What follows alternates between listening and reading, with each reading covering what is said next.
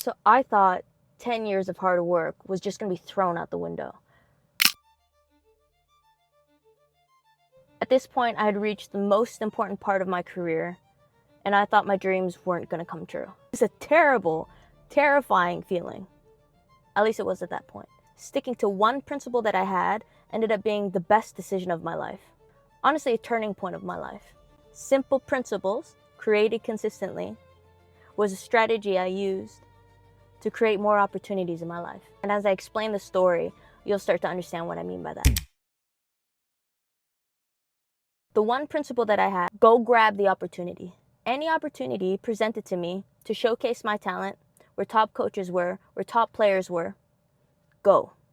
Maximize that opportunity. Senior year of high school, tore my ACL. The most important recruiting year for football athletes. My dream since I was 9 was to play university men's tackle football in Canada, and no one had done that before. So I was creating my own lane. But because I tore my ACL, couldn't play my final season. Recruiters and coaches can't watch you play. You can't showcase your talent. And I couldn't make a highlight tape to send it out to unis. I couldn't perform in front of the people that I needed to perform to in order for my dreams to come true. But a couple weeks before I tore my knee, I went to this showcase camp. I was this close. I was so close to not attending that camp.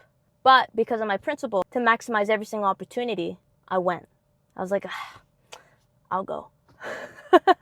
It ended up being the best decision of my life. Honest, looking back, I probably didn't want to go because there were so many top coaches going, and I knew it was going to be a really, really competitive camp. I was a bit scared. But probably because, knowing myself, because I was scared, I knew I had to go, if that makes sense. So it's a 2-day camp. All we did is compete. And the camp finishes, and I have a rule for myself. I go to these camps to increase my visibility and increase my credibility. So I make sure, even if the coach didn't coach me, I go to every single coach at the end of the camp. I shake their hand. I say, thank you very much, even if we didn't interact at all at that camp. And I go to shake the final coach's hand.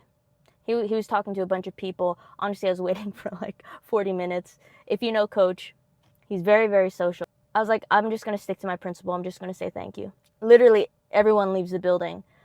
I go to shake Coach's hand. Didn't interact with him at all, except for one time I said, good night. He was recruiting people in front of me, right in front of my eyes during the camp. He was talking to guys saying, hey, give me your contact and stuff like that later, so send me your film. But he didn't interact with me at all during the camp. But when I went to shake his hand, the first thing he said was, hey, I wanted to talk to you. And that just blew me away, because that was the first university coach that approached me like that, gave me that kind of serious credibility. And as we talk a bit, he asked me my grades, because that's the first question a university coach in Canada asks is, what's your grade point average? Because if you don't do well in school, you can't attend the school, and there's nothing that a sports program can do about that. Side note, I was terrible at school growing up, but because I wanted this so bad, I wanted to play university football so bad, I worked very, very, very, very, very hard for me to do well academically. I was like a 60% average kid, and then I was proud to be able to tell Coach, yeah, 87% average. Forward, despite my ACL tear, despite not being able to play, the most important season of my career at that time, fast forward a year and a half later, I'm part of his team. I'm part of the University of Manitoba football team.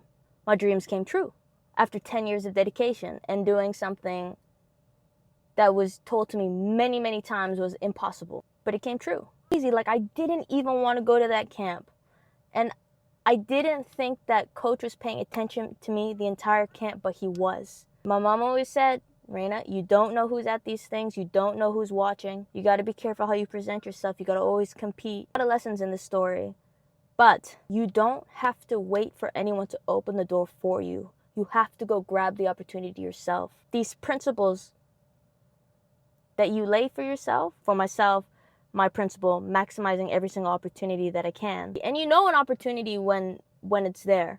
Go grab it. These simple principles, done consistently, become your strategy. Not just being about how good you play, It's not just about how well you perform. It doesn't matter the field you're in. There are skills, there are strategies, there are things that need to be done in order to move forward in whatever venture you're on. Take a situation and make it your own. And you don't have to wait for somebody to open the door for you. You can make the door yourself. It's just going to look different. The path's going to look different. So it's hard because you might not have real examples to go off by, but it doesn't mean you're not on the right direction. It doesn't mean you're doing anything wrong. I hope you found value in the story. Peace!